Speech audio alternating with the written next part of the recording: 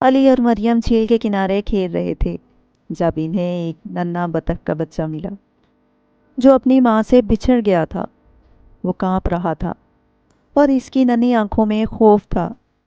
علی نے نرمی سے اٹھایا اور بولا، ہمیں اس کی مدد کرنی چاہیے۔ مریم نے جھیل کی طرف دیکھا اور کئی بطخیں دیکھیں، مگر وہ نہیں جانتی تھی کہ یہ ننھا بطخ کس کا بچہ ہے۔ اچانک ایک بطخ پریشانی میں ادھر ادھر دیکھ رہی تھی۔ علی نے بطخ کے بچے، جو کہ چھوٹا، پیلا اور نرم روئی کی طرح تھا، کو نرمی سے پانی میں رکھا۔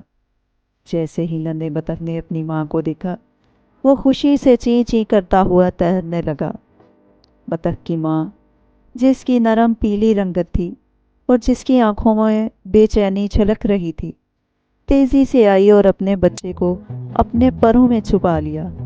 علی اور مریم خوشی سے تالیاں بجانے لگے۔